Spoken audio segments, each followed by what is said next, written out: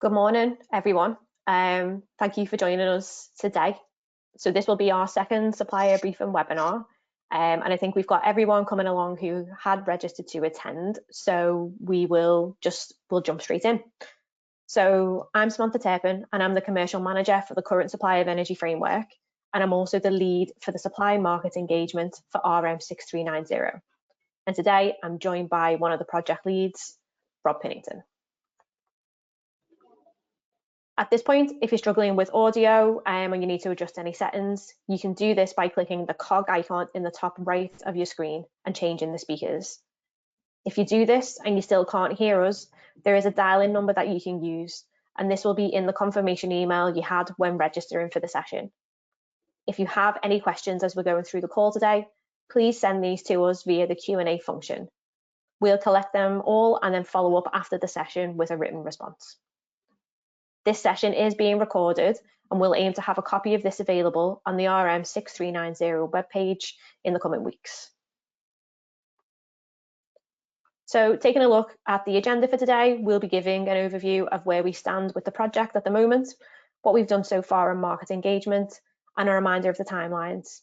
We'll also be answering some of the common questions we've had from suppliers during the process so far, and we'll finish off by covering the next steps for the supplier engagement.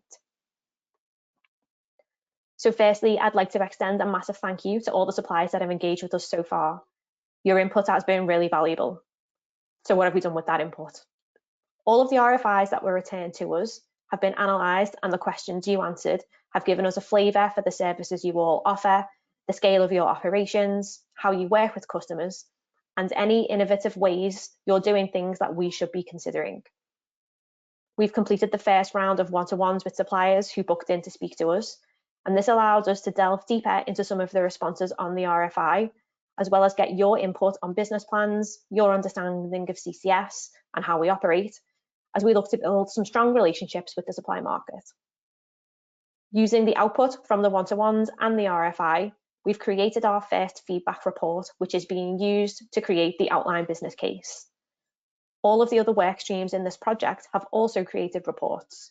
So other work streams cover things like trading and risk, data and policy, just to name a few. One of these work streams was a customer stakeholder group, where there were several sessions held with customers where we look to marry the feedback given from them with what's possible for suppliers to provide. So Tier 1 and Tier 2 customers cover some central government organisations, as well as larger public sector customers. The scale of this operation is wide, with a lot of collaboration across teams within CCS. The renewal of this framework is one of the largest in CCS, and your input, as well as the internal stakeholders, is key to help us shaping this. As we touched on in our one-to-one sessions, we're using the information we're gathering from you, as well as other work streams, to help create our strategy.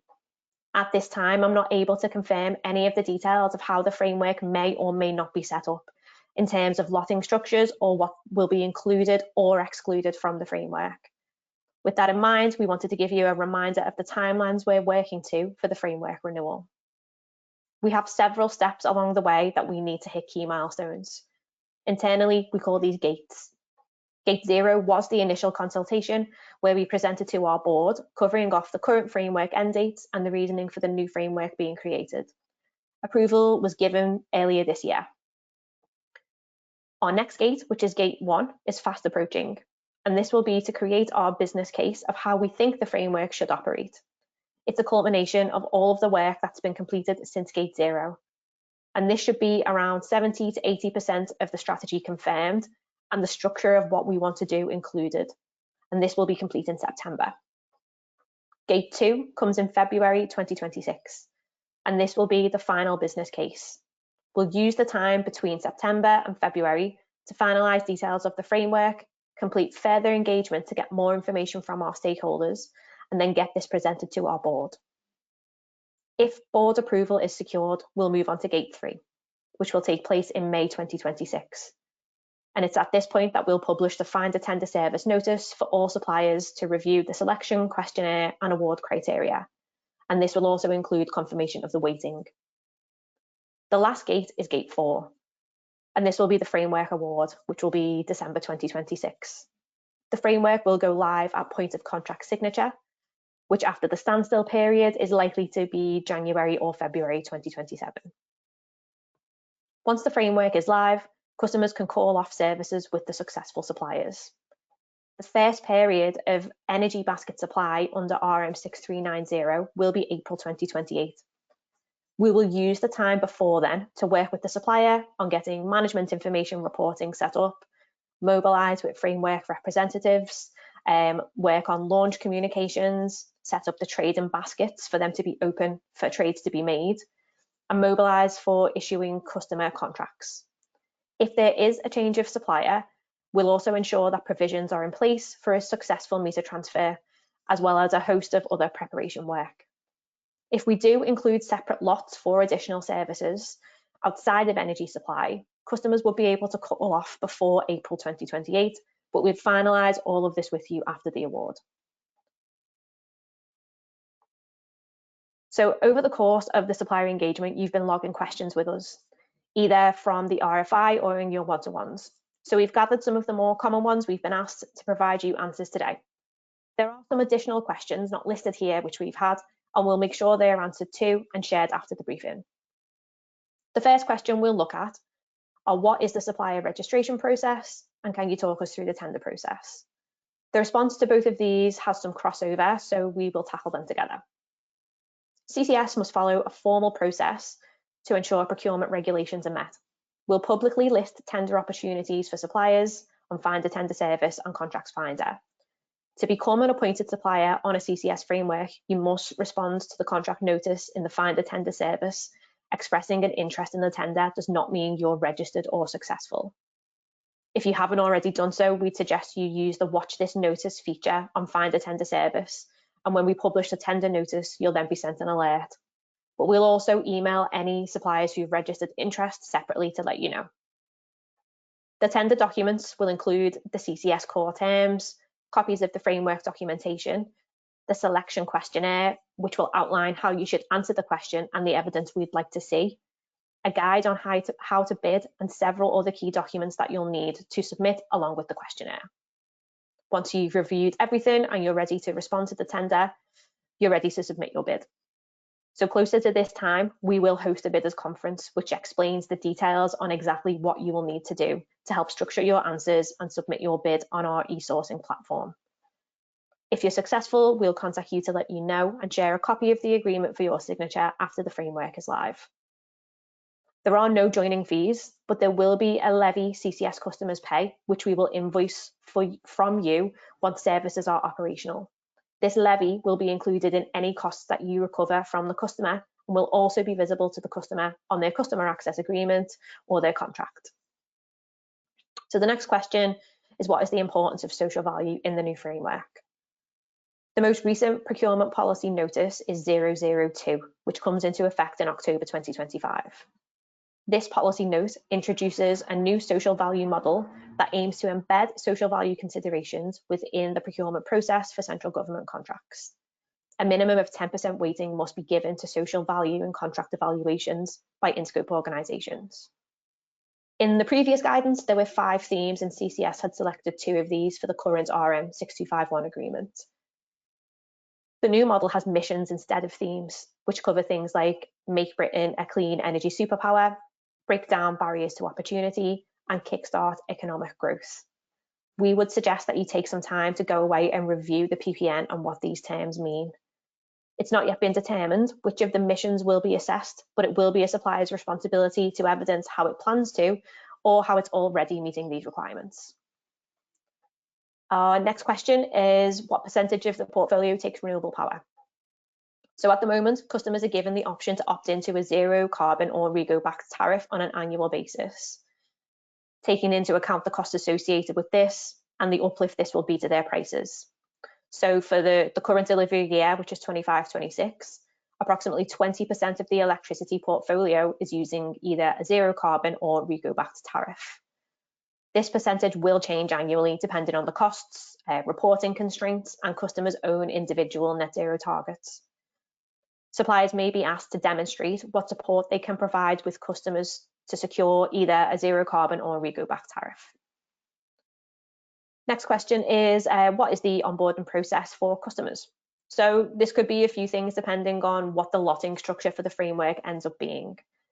For the energy supply side, a customer who contacts CCS wanting to use our services would initially be handled by the CCS Energy Specialist team. They will do all of the prep work with the customer in regard to explaining how the framework operates, helping the customer choose a strategy and making sure they're aware of the terms and conditions of signing up to use the energy framework.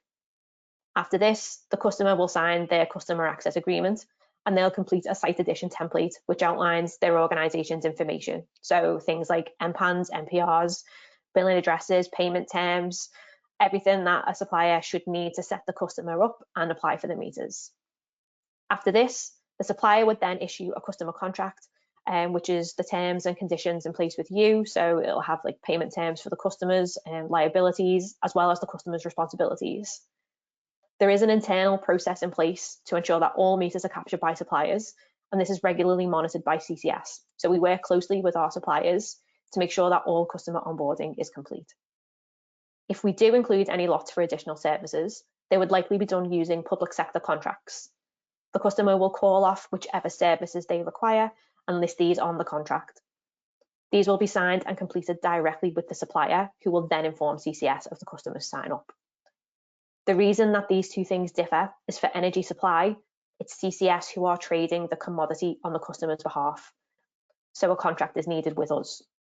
But for additional services, this contract can be directly with the supplier in a more traditional way.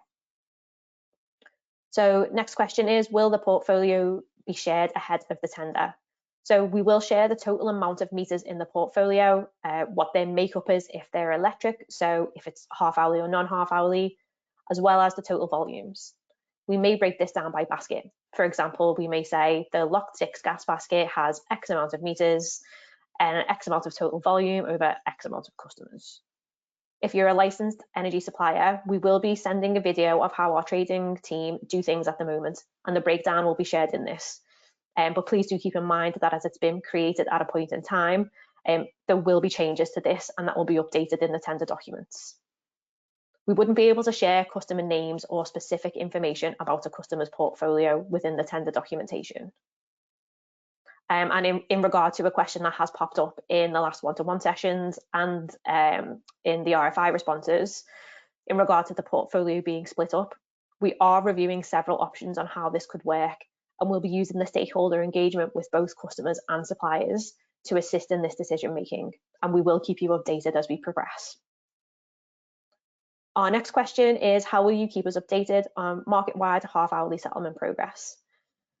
So we do intend to keep suppliers updated. However, consideration does need to be given to the timing of the project versus the award of the framework. The tender will be going out in May 2026, at which point, and based on the current timelines for the market-wide half-hourly settlement, we'll be right in the middle of ongoing work. The information on the portfolio makeup will almost certainly change from May 26 to December. And when the framework is awarded, and even after then, the first supply under RM6390 will be April 2028, by which point we would hope the project is complete. But there will certainly be some late adopters and stragglers of which we wouldn't know about in advance. All CCS customers are being kept up to date and informed of this industry change, and we're working closely with our current electricity supplier on this. So our last question then is, what consideration is CCS giving to industry and regulatory changes? So some of this links into the previous question with market-wide half-hourly settlement, and this is going to impact customers considerably. And whilst it is a customer and supplier-led activity, ultimately customers will approach CCS for our help and guidance. A lot of customers will not have half-hourly metering, and they won't be aware of the way bills are set up, what some terminology means, and how to understand the additional charges they might incur. And whilst we're still learning and understanding how it will affect customers, we are working with our current supplier on some educational pieces for customers, things like workshops or drop-in sessions that they can attend to learn more. Other changes, such as REMA, which the extent of is not yet known, our trading and risk team are closely monitoring any publications. They attend regular industry events and assess how any changes might impact CCS and our customers. It's something we take seriously, and working with customers and suppliers, we will put any measures in place that were needed to ensure that the risk strategies we have are working and fit for purpose. So this was our last question that we'll go through today, but as I mentioned earlier, there have been a few other questions logged and we'll get the written response out following the briefing. So now moving on to look at the next steps for supply market engagement. We're going to be hosting another round of one-to-ones, and in these we'll want to go into some more detail about subject areas. We'll be issuing a booking form, just as we did for the first round, and in this there will be a section where you can highlight what areas you want to speak to us about. When we confirm the date and time in the calendar invite that we'll send afterwards, we'll also confirm the areas within the invite. In the session, you'll get the opportunity to speak to some of our other workstream leads, and the sessions may be up to 2 hours depending on how many of the workstream leads you would like to speak to and on what areas. We'll also share a set of questions that the workstream leads have put together ahead of your session, so you have advanced sight of what we're hoping to discuss. If you're a licensed supplier, we will share a pre-recorded webinar from our trading team, which gives insight into how we work currently. There'll be a separate gas and a separate electricity video. We'd suggest that you watch this ahead of your one-to-one, as it will save some time and allow you to ask questions from our trading representatives in the sessions. We'll send the booking form to you in the next week or so, and we'll be looking to offer sessions at the end of September into October. Sessions will be longer as sessions are longer, there may be less options than you had in the first round. So please do keep that in mind, and we'll be working on a first come first serve basis. And we'll aim to confirm your session within 2 working days of you sending us the completed booking form. So this brings us to the end of our second supplier briefing webinar. We hope you found this session useful, and if you do need anything from us or you have any questions, you can contact the Supply of Energy 3 project team directly by emailing rm6390a@crowncommercial.gov.uk. So thanks for your time and your ongoing support, and we look forward to catching up with you in our next one-to-ones. Thanks everyone.